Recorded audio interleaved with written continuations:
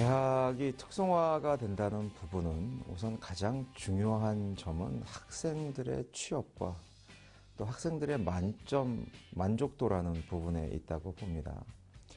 이 대학의 특성화는 그 대학에 재학하고 있는 학생들이 우수한 교육과 현장 실습과 또 필요한 소양의 교육을 받아서 사회에 얼마만큼 역할을 다하는 인재로 육성시킬 수 있느냐가 관건이고요. 그런 부분에서 우리 대학을 이 수도권과 경기 북부에서 어떻게 특성화를 하느냐의 방향성을 잡은 것이 창의적 산학협력입니다. 사회가 요구하는 인재를 육성하기 위해서는 사회가 어떤 부분을 중요시하게 생각하고 기업이 어떤 부분의 인재를 아는지 찾는지를 정확하게 대학이 알아야 된다고 보기 때문에 그래서 저희는 간호보건 계열 특성화 포천 캠퍼스를 구축을 했고 산학협력 특성화 남양주 캠퍼스에서 취업보장형 학과를 운영하게 됐고요. 그런 특성화의 모델이 이 대형 기업과 산학협력을 맺어서 특성화를 하는 부분, 또 이 미원회나 아니면 연합단체와 특성화를 하는 부분, 산학협력 특성화를 하는 부분, 또는 각각의 기업과 산학협력을 하는 부분, 이렇게 여러 가지 다양한 형태의 산학협력을 하면서 특성화를 이뤄냈다고 생각을 합니다. 또 그런 부분들은 단순하게 이 기업과의 산학협력하고 연계 맺는 부분을 떠나서 그 기업이 원하는 요구사항이 이 교육과정상으로 얼마만큼 잘 녹여 들어가 있고 실질적으로 업데이트가 되고 있는지를 평가 반영하는 부분이 중요하다고 생각합니다. 제가 2008년도 졸업식 때 한 졸업생 부모님이 찾아와서 우리 학교 학생 졸업생인데 학교를 보는데 참 열심히 했는데 아이가 취업을 못했다 학생이 어떻게 취업처를 알아봐 주시면 안 되겠습니까? 그래서 하도 간곡하게 부탁을 하셔서 제가 취업처를 알아봐 주고 취업을 시켰어요. 그리고 나서 생각한 부분이 우리 현재 교수님들이 중점적으로 가르치시는 부분이 과연 기업과 얼마나 매치가 되겠는가에 대한 고민에 들어갔고 그래서 2009년도에 우리 졸업생들이 취업하고 있는 취업처의 모든 직무를 분석했더니 8,000여 개가 되더라고요. 그래서 그 직무에 대한 분석을 통한 교육 과정을 만든 것이 시초고 이제 2013년도에는 그것의 2차 계획으로 조금 더 구체적이고 체계화시켜서 그 직무가 실질적으로 지식에 대한 부분과 실습에 대한 부분과 현장 실습에 대한 부분이 어떻게 구별이 되는지에 대한 부분하고 그 NCS에는 각각의 수준이 정해져 있는데 이 대학생으로서의 수준과 직장인 3년차로서에 대한 수준, 이 각각의 수준에 대한 설정을 시작을 해서 올해가 이제 18개 학과가 2차 NCS를 완성 지은 상태입니다. 그러니까 그런 부분들이 국가가 하지 않는데 왜 하느냐? 사회가 요구했고 학생들이 바라는 부분이었기 때문에 진행을 합니다. 대학의 경쟁력은 누가 보더라도 사회에 필요한 인재를 육성하는 데 있습니다.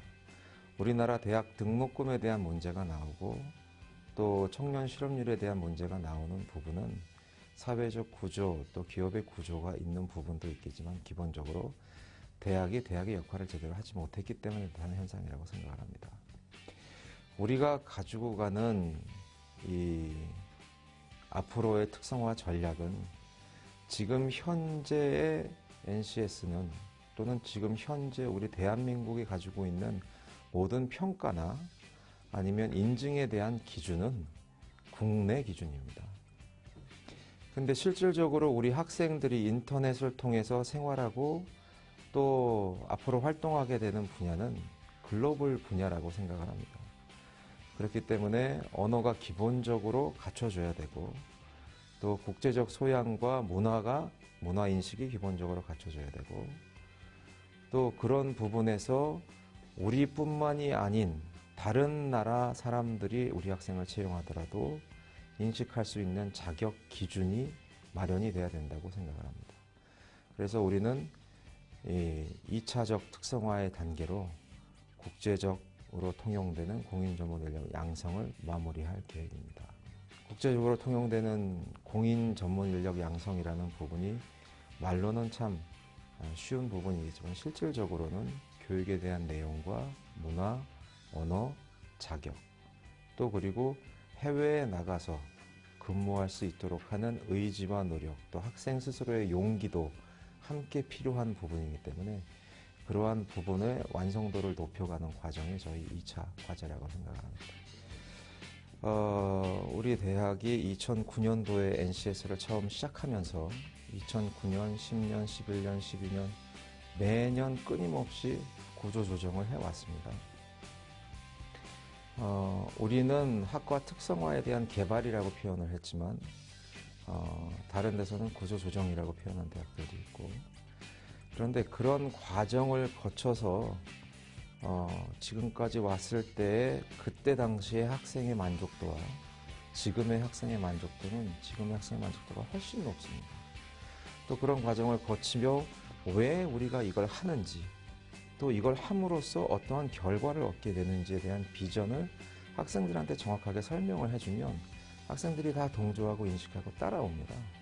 그러니까 그런 부분들이 앞으로도 병행이 돼야 될 것 같고, 기본적으로 특성화라고 표현을 하지만 학생을 입학 정원을 감축해야 되는 부분이 지금은 동반이 되어 있는데, 그런 부분들이 있더라도 우리 대학은 경북 가족이라는 생각에서 학생과 교수와 직원이 함께 갑니다. 그래서 그런 지금 한간에 나오는 학과가 폐과됨으로써 조정 문제가 되거나 거기에 따르는 교직원들에 대한 해고 사태는 우리 대학은 없을 거라고 생각을 합니다. 이제 대한민국은 GDP 3만 불 이상의 사회로 진입을 합니다.